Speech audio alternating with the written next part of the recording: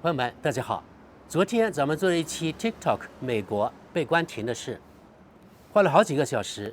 可能很多朋友不知道啊，虽然是10几分钟的一期节目，但是呢，做一个博主，我们一般要花好几个小时，有时候是7、8个小时才能做出来。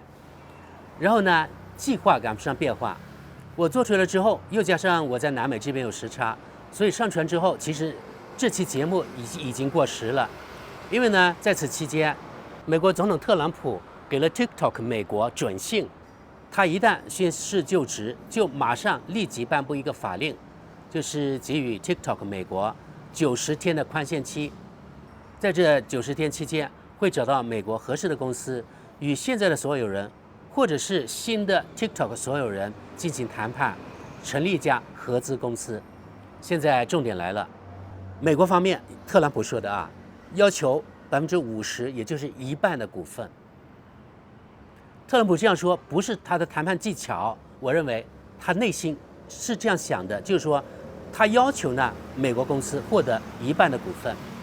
所以说朋友们啊，明抢还是明抢啊，1半也是抢，只不过之前呢美国方面要求是全部抢过来，要不卖给美国人，要不你们就直接走人。而现在呢，他只不过呢是只抢1半，但前面说了，抢还是抢，强盗还是强盗。所以这点呢，我们不能忘记。那如果中方不同意呢？90天过后还是要走人，或者是关停，或者是卖给美国公司。不过我认为啊 ，TikTok 应该不会出售给美国公司，就直接关停就行了。那么如果中方同意美国参股进来，那双方肯定要谈判，对不对？怎么谈呢？我不觉得就美国公司能够得到50%的股份，这绝对不可能。我敢这么说。我认为啊，中方的底线应该是49%。大家想想看，如果是50%的股份，那到时这个 TikTok 美国公司的发展、公司的政策，谁来制定？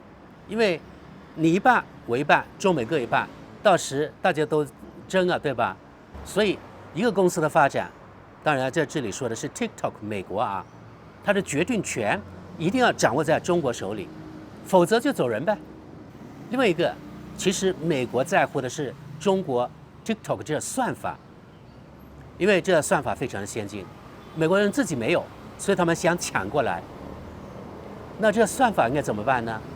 是不是也要分1半，把中国这算法这些内幕告诉美国人呢？我认为这也很不可能，因为昨天中国外交部发言人毛宁，他是代表中国政府的，他说过这样的话，他说 TikTok 属于中国公司，所以呢必须遵守中国法律法规。而中国呢，这法律法规对这算法有明确的规定，那就是不能让外国人拥有，只能留在中国人手里。那问题就来了，如果美国人得不到算法，他是不是就此能罢休呢？还是逼迫你中国这个 TikTok 走人？目前不得而知。还有另外一个，即使中美双方都同意啊，比如说中方同意美国参股49%，那么这个 TikTok 美国这个它的市值或者它的价值怎么估值？是100亿美元、200亿、500亿还是1000亿美元？谁说了算？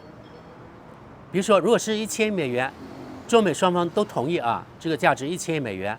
如果你美国占股49%，那你美国得砸490亿美元进来给 TikTok， 美国愿意吗？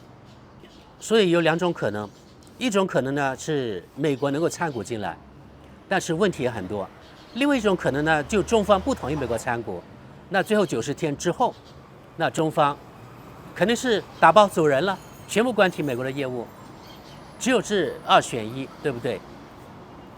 不过，如果是同意美国参股进来，而中国掌握至少51%的股份，掌握控制权，但是还是有很多的问题。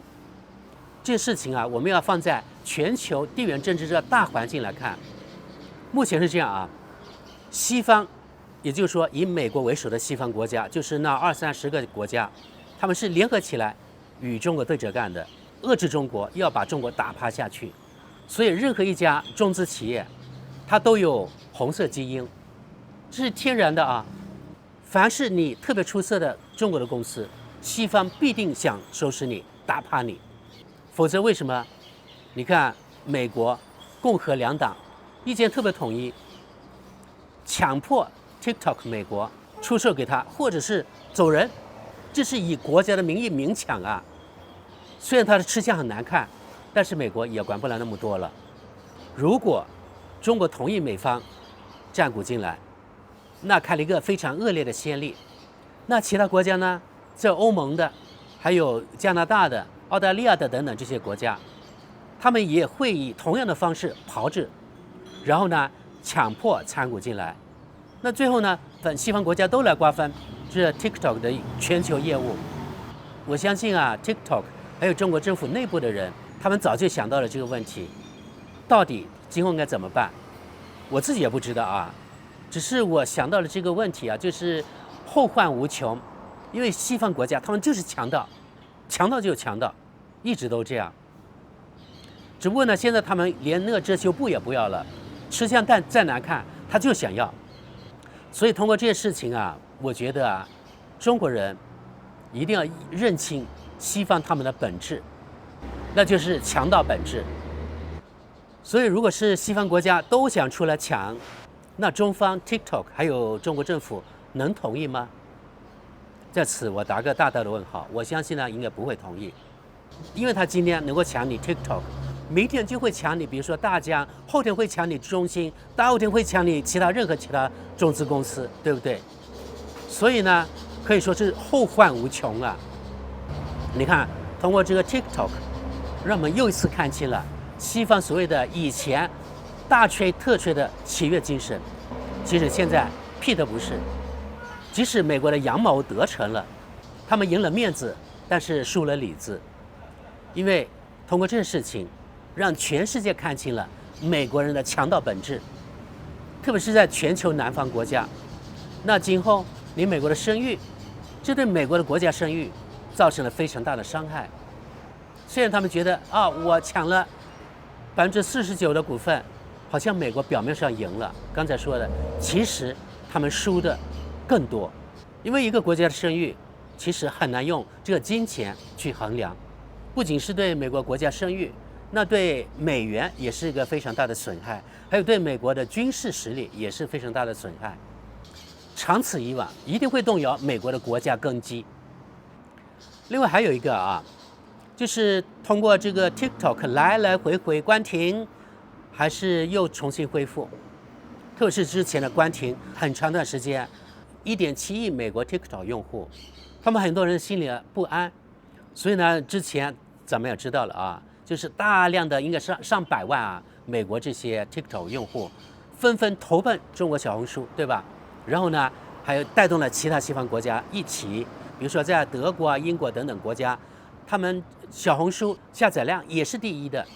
所以呢，上百万的这些西方国家人纷纷涌入小红书，与中国人实现了直接互动，面对面对账啊什么之类的。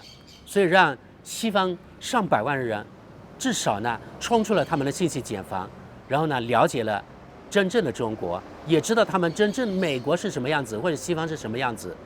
原来他们西方自己生活在信息茧房里，然后通过对账，他们知道了啊，我们美国并不是世界上最好的国家，我们美国人过得并不是最好的生活。你看人家中国也没有我们美国那个什么媒体宣传那么不堪呀，这个中国人很 nice 呀，对吧？然后呢，中国人他食品那么便宜，还有呢他们的那个电动车那么便宜，能源那么便宜等等。所以呢，很多美国人崩溃了，因为他联想到我自己要打2份工、3份工，然后呢勉强过活，是过活而不是生活。你看中国人，他们只做1份工作，还能生活得不错，并没有我们想象那么不堪。很多中国人甚至比我们美国人生活得更好。美国政府啊，想关停，想逼迫 TikTok， 那交出他所有权给美国人，明抢过去。通过这个 TikTok 这个事情呢，其实让美国这政府的颜面，我认为是丧失了啊。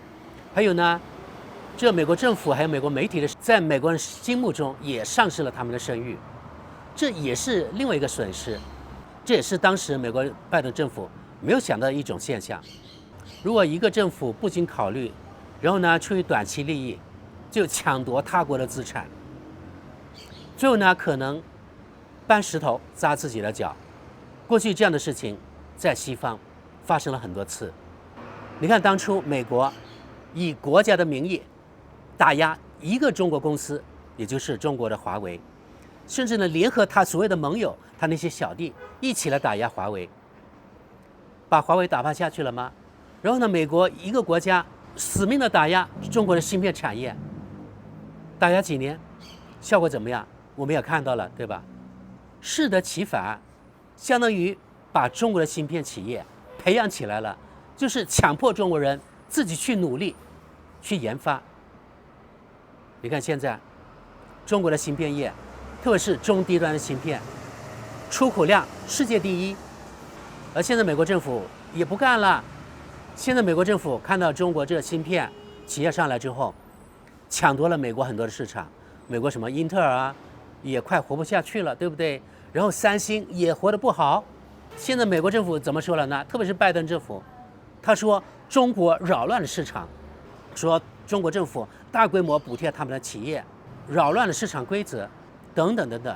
你看，什么都是美国政府说，反正中国做什么都是错。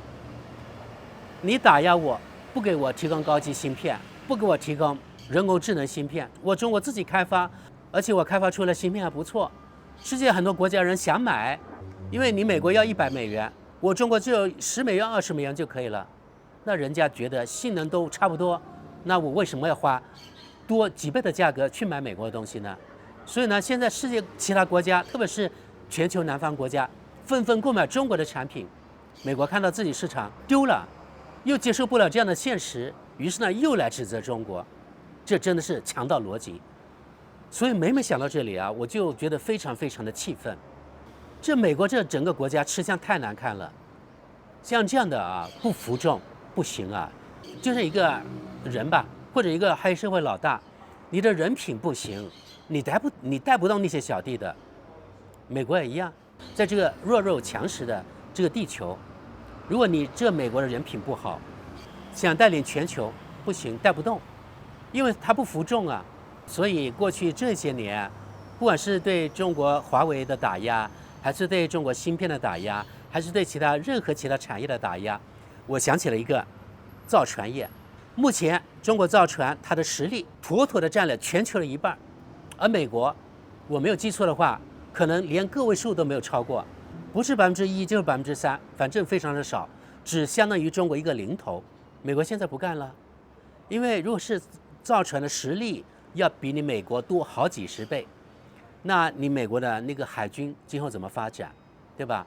中国那么快速，它那个基建能力那么强，造船能力那么强，它很快在很多方面，在海军方面很快就可以完全超过你美国。那你美国今后这海上的霸权怎么办？空中的霸权现在美国已经输了，因为中国6代机2个款式都出来了，而且目前看来已经成军了。中国的6代机是秒杀美国5代机的啊！那你美国的航母，你再想到中国南海耀武扬威，你就得掂量了，因为5代机拿6代机是毫无办法的。中国6代机升空之后啊，那你美国的航母相当于活靶子了。今后呢，所谓美国的第1岛链、第2岛链，甚至第3岛链都不存在了。你说美国现在难道不慌吗？所以啊，从各方面来分析，所以美国啊现在是4面楚歌，美国日子今后呢也非常不好过。那美国那些小弟啊，像欧洲这些国家的小弟，日子就更加难过了。我们又回到 TikTok 吧，不管怎么样，今后啊，美国这边做了一个示范，一个非常恶劣的先例。今后我觉得欧盟国家会如法炮制，也就是说，如果美国参股的话，那么今后欧盟这些国家也要求参股进来，也要求明抢1半或者是49%。那如果是参股进来没有成功呢 ？TikTok 在美国关停走人，那今后在欧盟其他国家也许在欧盟，他们也会如法炮制。也就是说 ，TikTok 在欧洲如果参股不成，也是打包走人。这就是两个可能性。到底今后会发生什么，我们只能拭目以待。因为目前我也不知道今后的走向怎么样。当然，作为华人啊，作为中国人，我还是希望事态以有利于 TikTok、有利于中国的方向发展。